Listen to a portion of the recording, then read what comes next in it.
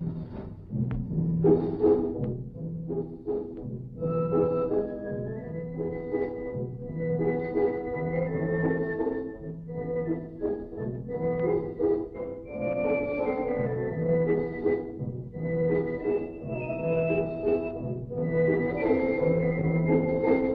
les millénaires, des hommes au caractère sauvage et obstiné tentent d'arracher aux terres que la nature a faites stériles leur subsistance. Ils mènent une vie ascétique et libre, dans des plaines et sur des plateaux de rocailles ou de sable, que le vent balaie, que le soleil brûle, que la sécheresse ronge. L'administration française, soucieuse de ne pas bouleverser les structures sociales traditionnelles, se penche depuis de longues années sur ce problème et tente de le résoudre en respectant le fond mais en modifiant la forme.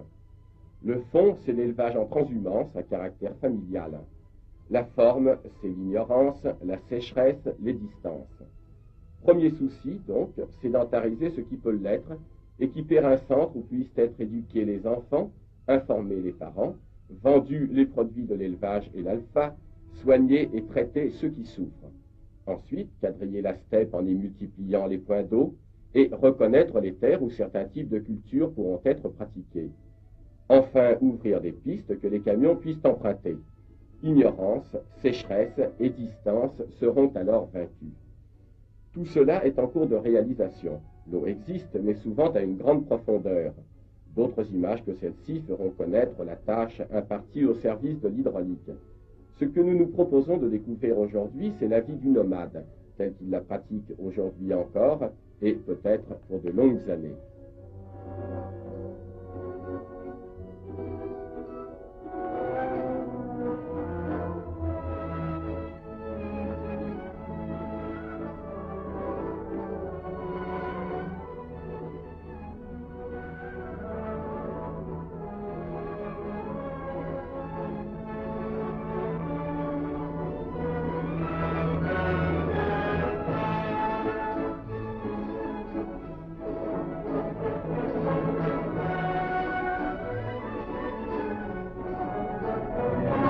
On construit ici comme ailleurs. Un mouvement de sédentarisation que favorise la découverte de l'eau se dessine et s'amplifie d'année en année. Autour du cœur déjà ancien de la bourgade, des nomades créent un point familial fixe. Bergers et troupeaux seront peut-être les seuls bientôt à connaître la solitude des steppes. Rebel Shellala, située aux confins de l'Oranie, de l'Algérois et du Sahara, est une bourgade type de la steppe. Nous y sommes arrivés après avoir traversé de longues étendues de plaines marquées de loin en loin par un village qui ne s'anime que le jour du marché. Étonnant contraste. Après la rocaille, les étendues d'alpha et de thym où pèsent de patients troupeaux, une petite ville toute blanche, pleine de vie, de cris d'enfants, de commerces prospères. Une ville autour de laquelle des plantations forment une riante ceinture. Miracle du désert où le voyageur découvre l'acharnement de l'homme à vivre là où il lui plaît. Les gosses, là est la seule véritable révolution, les gosses vont à l'école, assimilent les solides vérités de l'hygiène, de l'arithmétique et de la mécanique élémentaire. Petits hommes et petites femmes de demain qui vont transformer le désert.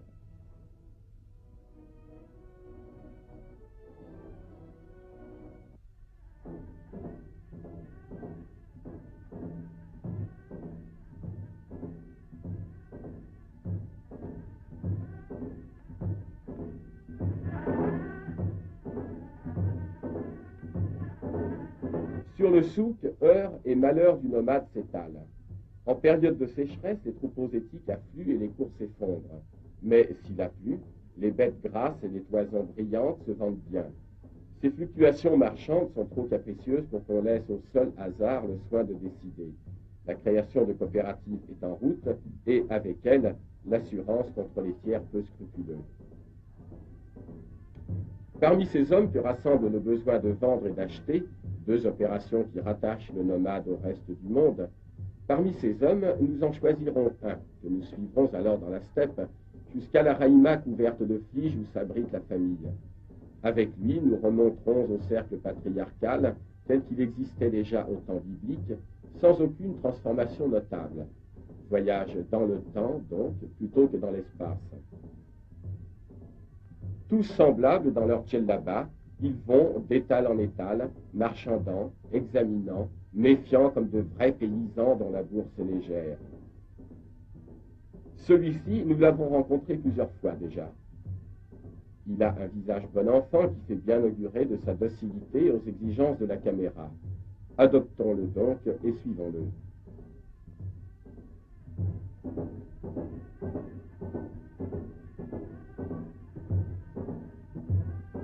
S'il est entré dans une épicerie, il est probable qu'il en a pour un long moment. Tout est trop cher pour qui n'est pas riche et le temps ne compte pas.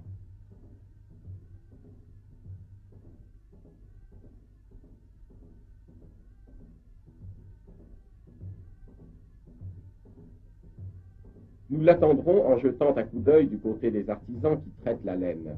Laver, lover, teint, les écheveaux sèchent au soleil et prennent la patine idoine que leur confère soleil et poussière.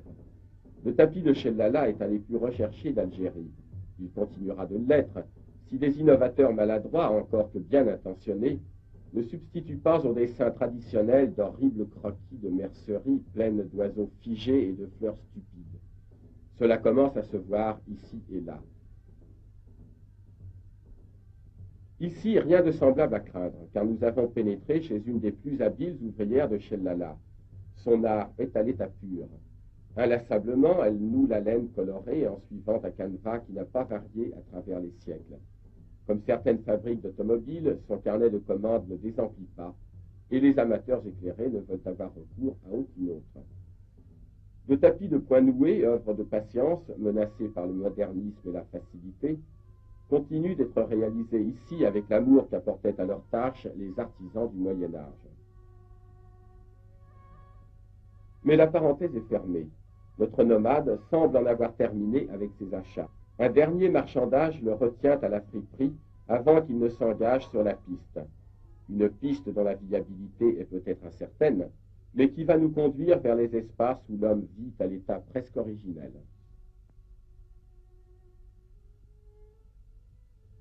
Adieu, Chellala, son souk, ses écoles, sa mosquée et sa place charmante sous les ombrages des vieux eucalyptus. Une senteur de thym monte de la plaine, annonçant les packages embaumés.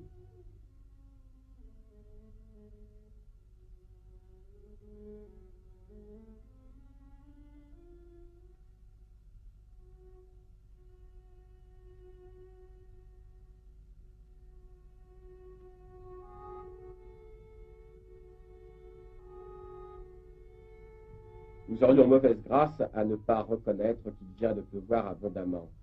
La piste inondée en témoigne, mais le successeur du chameau sur ses pneus à crampons ne se laisse pas arrêter par un si maigre obstacle. Une distraction nouvelle, regardez passer les camions. Pendant que le chargement d'Alpha poursuit sa route vers le nord, continuons la nôtre cap au sud à la suite du nomade que son bourricot mène bon train. Solitude, silence, impression de vide qui donnerait parfois le vertige, tel est maintenant notre lot. Au détour du chemin, nous voici brusquement ramenés à l'agriculture. Dans ces milliers d'hectares de rocailles ou de sable stérile, celui-ci a découvert des parcelles de terre arable. Ces procédés, bien sûr, sont encore primitifs, mais qui chercherait un tracteur dans ce désert? Le rendement sera à la mesure de l'investissement. Ce sommaire grattage n'amènera pas une récolte abondante. Une ancestrale servilité à l'égard de la nature conduit l'homme des steppes à se montrer modeste dans ses exigences.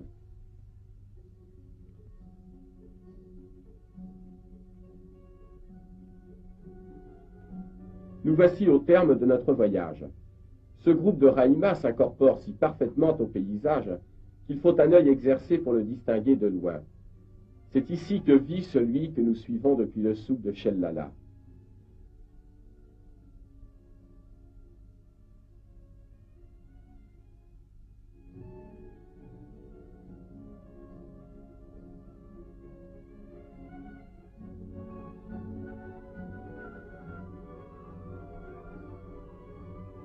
Il arrive sur sa vaillante et patiente monture, chargé des richesses d'inégale qualité que les commerçants de la bourgade lui ont procurées.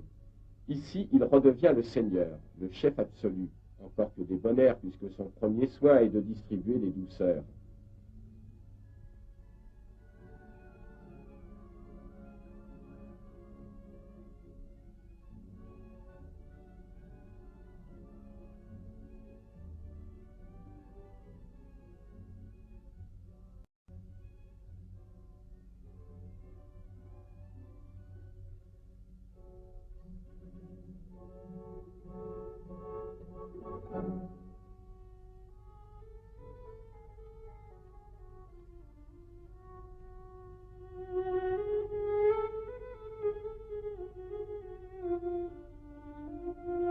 Nous n'avons plus ce soir qu'à laisser la famille regroupée écouter les étonnantes histoires du voyage à la ville, après la prière qui est une page de poésie insaisissable.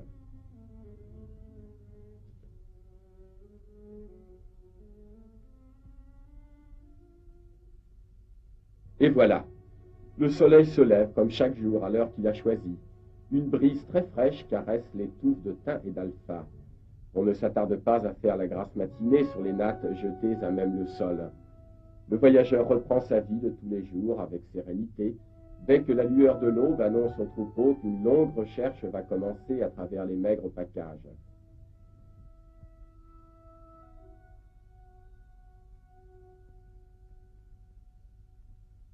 Une gamine prépare le pain du bled, cette caissera si exquise au palais lorsqu'elle est chaude encore au sortir du plat dans lequel elle a cuit.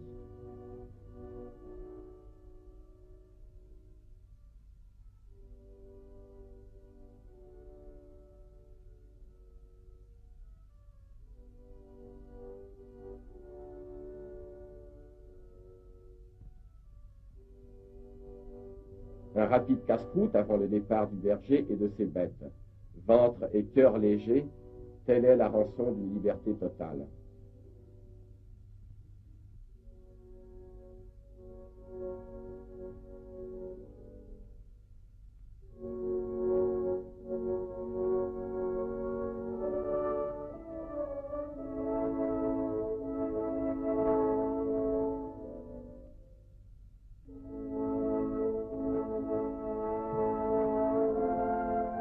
À quoi rêvent les bergers? À quelques belles filles entrevues hier à Chellala, pourquoi pas?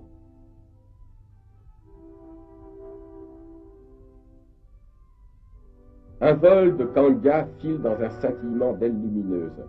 Sous l'impulsion du soleil, horloge infaillible, la vie reprend son rythme habituel. La pluie récente a rendu au sol son aptitude à féconder le grain.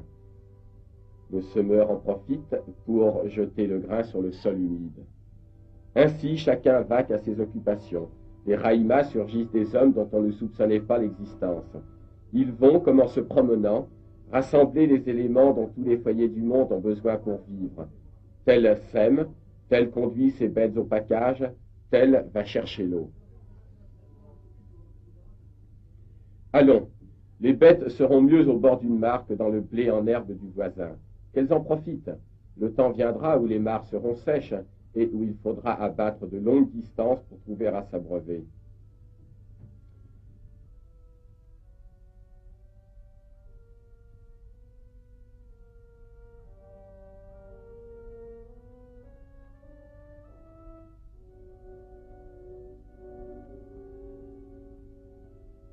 Celui-ci, nous l'avions laissé avec son âne et ses peaux de bouc se dirigeant vers le point d'eau. Le voici qui termine le remplissage d'un récipient au contour suggestif. Il faut reconnaître que cette eau bouillie, bouillante, aromatisée de thé et de menthe, généreusement sucrée, devient très buvable. Cette idée d'eau bouillie évoque naturellement l'idée de feu, et l'idée de feu amène celle de son aliment naturel. Faute de bois, il faut bien lui trouver quelque autre matière à dévorer. Alors, les gosses se mettent en chasse, et la destruction qu'ils infligent à la steppe est une des plus désastreuses. Ils arrachent les touffes de thym dont ils font des fagots. Cette maigre végétation, la seule qui puisse défendre un peu le sol contre l'emprise de la sécheresse, c'est l'enfant qui la détruit. À l'échelle du désert, c'est aussi grave que l'anéantissement de la forêt en zone tempérée.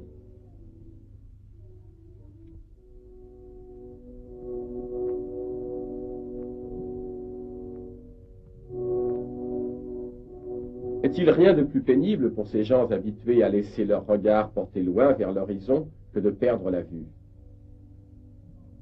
Ceux que n'a pas sortis de la tente la garde des troupeaux, les semailles, la corvée d'eau ou l'arrachage des racines, occupent leur loisir à de menus travaux. De l'alpha, on tire une corde d'une résistance relative, mais suffisante, et d'un prix de revient très accessible. Élément primordial de la raïma, la flige, en poil de chameau et de chèvre, ne nécessite pas de coûteuses installations. Simplement, un apprentissage qui commence dès le plus jeune âge et qui est en même temps un jeu.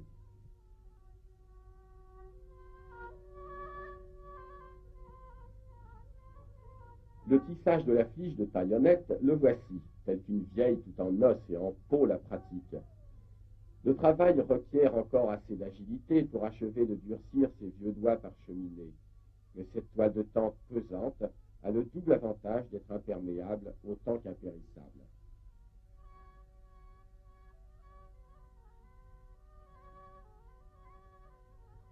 Et voilà.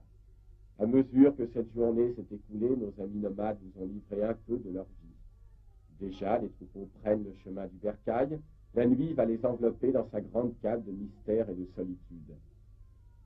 Le soleil va basculer derrière la montagne au sommet crénelé.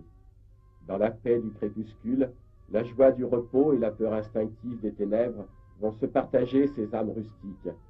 Quelque temps encore, l'homme essaiera de chasser ses fantômes et puis le sommeil le jettera sur sa natte jusqu'à l'aube prochaine.